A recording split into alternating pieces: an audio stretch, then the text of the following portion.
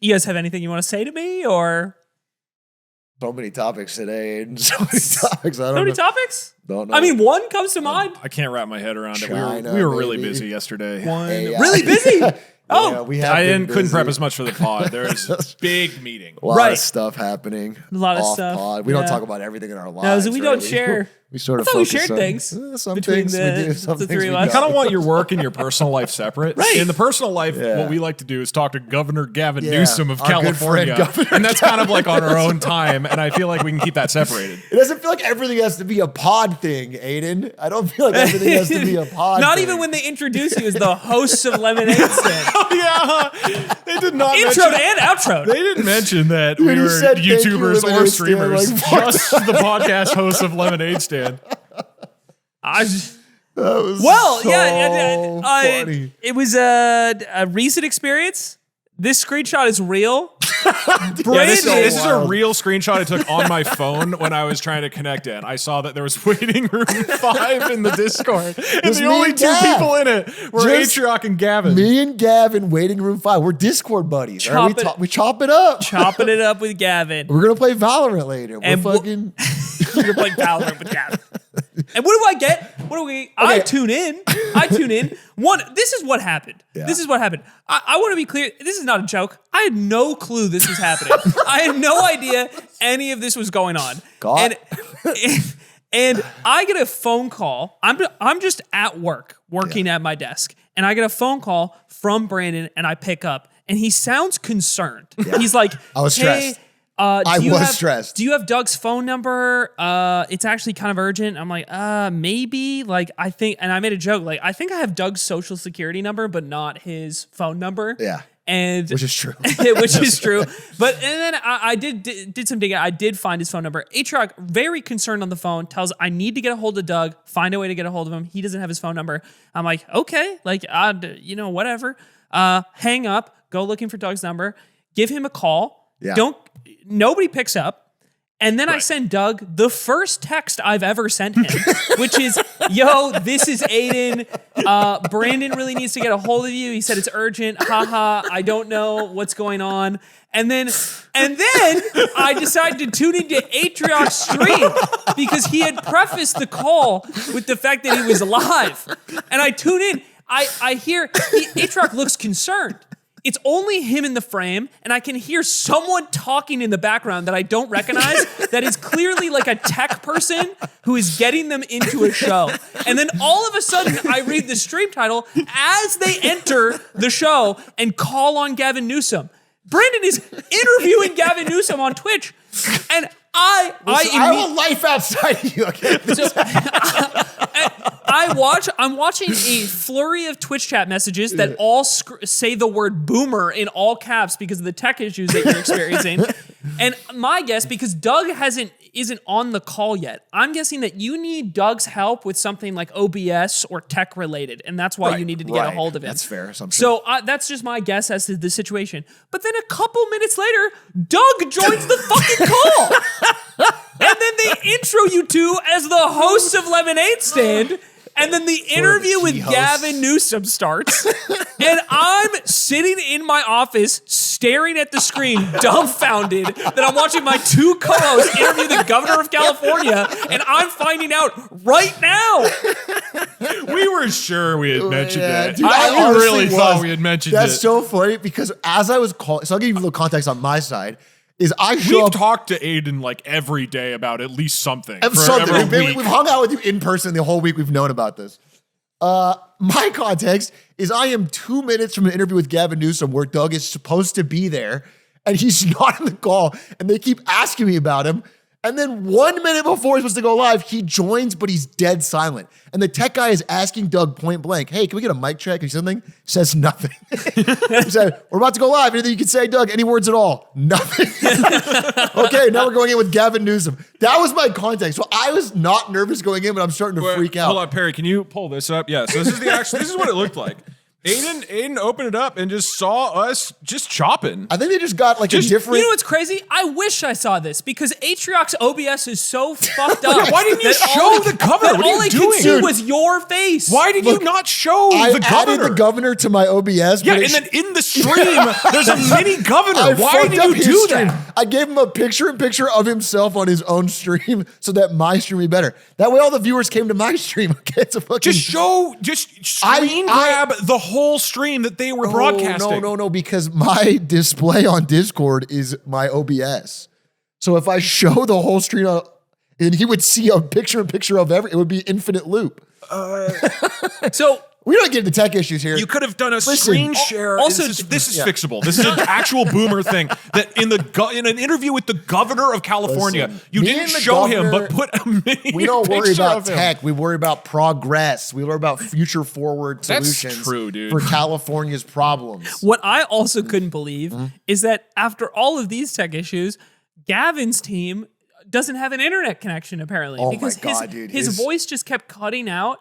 The audio was terrible. I was like, "You podcast? You're the governor. Can we not get a couple guys in a not even our governor can get fiber?" Dude, I wanted to make a joke about Spectrum's monopoly in California so many times. I was like, I'm going to blow up this whole interview, but because his tech was bad. Yeah, it it's not was great. terrible. Do And you then- think maybe they just thought that was you? They just got a different, like, clean-shaven Zoomer. And Okay, here's what you have to answer. We Here's what should you- at some point give context for how this happened Yeah. because Exactly. it wasn't malicious, but Yeah. it is funny to not give that for a while, so you can just Yeah. imagine the worst. I mean, I had my guess. Okay, what do you think? what do you think? What, happened? this is my guess. Okay. You got reached out to by people on Gavin's team to do this like group interview, and they wanted people who stream, and you two are like you're co-hosts on a political podcast, but you are Twitch streamers, and they wanted people to live stream this interview. I do not have that platform. That Well, would be a safe guess. But Here's the Okay. truth: we have no idea. no, I mean, the truth is that Gavin Newsom is biphobic.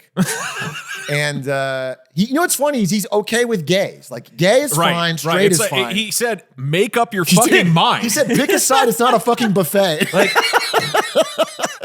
And I thought that was weird, but that was why you weren't invited. That's the actual origin of this is that I guess an old coworker of both of ours Yeah. messaged us like 5 days ago Yeah. and was like, It "Hey, was we're fast. doing this stream. It's this like I win the fight for Democrats type thing. Would you guys be interested in interviewing Newsom?" We're just like, "What?" And so then we got on a call. We didn't think to include you. Now that We did a scouting report. now that I first. look back on it, Yeah. and I was like, this sounds cool, but this is clearly like I'm not really interested in just like glazing Gavin Newsom nonstop. That would feel bad. And you mentioned the same thing, Yeah. so we were like, okay, let's mention that we're interested, but we want to be able to ask like harder questions, not like be assholes, but not Yeah. just be like Push back a So little. why like I love all the things about the Democrats, and and they were like yeah, and so then that progressed. Then we had a call with them 2 days ago. And with like including the person on Gavin's team who was helping coordinate this, and she was like, "Oh yeah, that's totally great. Like it's not just about Trump. We want you guys to ask about like what the Democrats can do better." And we were like, "That's exactly what we're interested in talking about. That'd be really interesting." That's when they're like, "Oh, you'll be." Not super clear what's going on. It'll be like 30 to 40 minutes, and then Harry Sisson will be there moderating. And we're like, "Is it a debate? Like what?" I wasn't Dude, clear. the graphic looked like a debate. It was Yeah, it you looked and like me it looked versus like we're Gavin. fighting Gavin Newsom. Yeah, Moderated by. and anyway, at- it was and- a streamer and at- thing. and at just to be no clear. point- They mentioned. Did anybody? I'm sorry. No, they did. They said. Listen, here's my top level view: is that Democratic Party is freaking out about not having a Joe Rogan, not having a like. My understanding is they are top to bottom looking for podcast streamer, anything that can hit a young man. yeah. And so this is like I don't know if a desperation play, but they're like trying to do more outreach things. Their team contacted someone that we both used to know that is a coworker of ours, Jordan Taylor, and he picked us as streamers, and then Yeah. that's what happened. I mean, very cool opportunity. Could I levy a critique? No. Next topic. All right. Next What's your critique? What's your It critique? was Softball City, dude. Bro. It was Softball City. Okay. And I'll be honest. We can clarify. I'll Let's I'll clarify. clarify the critique. other guy led the charge on this.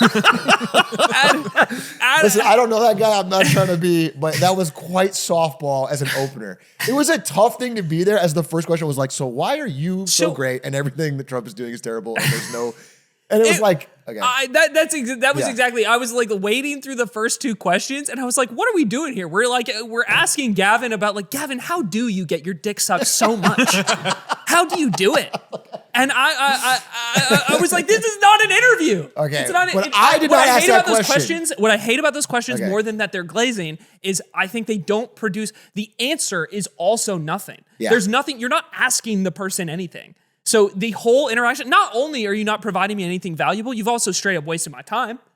Well, even worse than that, I think if that's the first question, it tunes out a lot of people who are open. You know what I'm saying? They're like, oh, well, this is going to be, and they just don't even listen. Yeah, our questions were, I mean, not critical, but it was like, what do the Democrats need to do better? You Yeah, know, man, it was more openly like said, constructive and grounded, which is like what we wanted to do. And then he actually gave like moderate, I think decent responses to it. Like I wish both of us talked about it afterwards. Like deeply wish this was like a 2-hour longer long thing form. where we Yes. actually talked to him, because this is 30 minutes. They're saying like 5 to 10 minutes of it. Harry gets to talk with questions, and then it's Q&A. So us combined, Brandon and I get 10 minutes. Yeah, and I it's stole short. the Q&A. I didn't even read a chat question. I just gave Really? it. Yeah, let's go. So yeah, it was like we knew going in. It was like, okay, we're each gonna have like 2 questions, and it was it was like a bummer. It's like somebody on Newsom's team was like, oh, he loves to talk about policy, so we just got to make sure he doesn't dive too deep. And I was like, dude, that's all I would want. Like, I would love to go like an hour and a half into just like specific housing policy stuff. Because the more I was like looking into some of the stuff he's done, I actually really like a lot of what he's done around housing. And I was like, damn, I want to like talk to him about this, even though I have a lot of frustrations with all of it. Yeah, I agree. I mean, and also it's worth mentioning that I plugged our podcast twice. Yeah. And I plugged the Yard, and you give me no credit for that. I'm literally like funneling Gavin Newsom money straight to you. You plugging the Yard is so funny because it almost undoubtedly burns the bridge. Yeah, I want you plugged a podcast where we talk about it's every other week. And we'll have to mute that out right now. But that doesn't hurt our chances, right? On Lemonade Stand. Now they're like, fine. okay, well, we've got 2 We're in. options. Let's go for Lemonade Stand. Exactly. Right? It makes us look better. I better cut yeah. I do think I'm not saying that people need to press the person in the way where you like blow up the spot and blow up the interview. You don't need to be like cruel to the person you're asking questions to, but I do think like Harry leading the charge in the way that he did like softens the whole setting for the interview. I thought the questions that you asked, that you guys asked, were better, and then I was excited for you guys to get to keep asking things, and then it just ended. Yeah, there's so little time. And I was like, oh, and then I couldn't help myself. I started formulating what my questions would have been. I wrote them down here. Into the fucking mirror. So, Gavin, what do you? I wrote them down. I wrote down 3 questions I would have asked. Just tears down his face. So, what do you think, Gavin? And Thanks, Kevin. I like that you appreciated the question. Yes, that was a better question than H-Rock and Doug. I'm so glad you said that. look, I'm happy for you guys. What would you have asked? Okay, would so, you here, have all asked? right, so Yeah, here's what's the your scenario. question, We were approached big shot? literally, like Yeah. the pitch was almost like, yeah, we want you guys to get on stream and like talk about how to fight back against Trump, and like that is literally, this is like a Democratic event, right? It's like a Democrat event. This is very like partisan, and we were trying to inject a more nuanced conversation.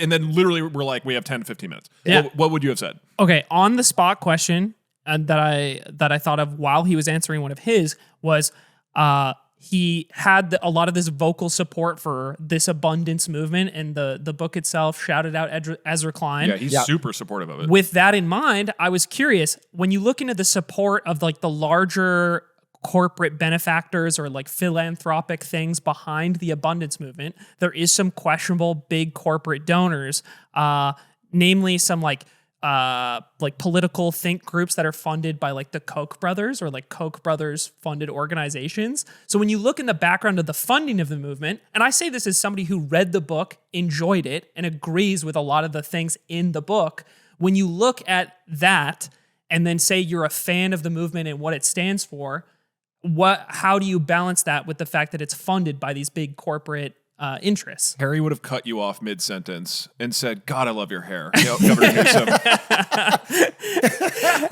The thing about it is he is so handsome. He is so handsome. I thought you were going to ask cut or uncut. That was a way better question. Cut. That was a way better question. We than don't I need to expected. answer. He's cut, No, obviously. I think that's fair. I think that's a fair, it's a timing thing. I tried to turn off Harry opened with the glaze and I said, Yeah. okay, we agree Trump's chaotic and not doing well, but Democrats are polling worse. So I tried to.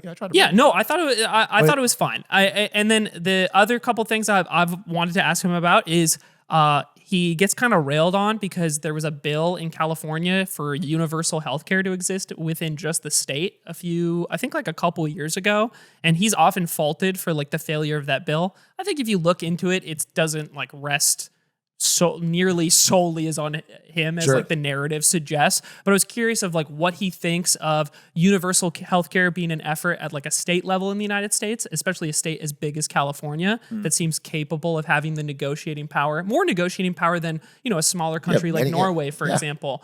And whether or not those laws that we talked about that limit the US's ability to negotiate healthcare costs, that we talked about, like, do they apply at a state level? Do they Can you- apply can at a you get state around it? level? That's a great question. Is that one of the reasons why this wouldn't work?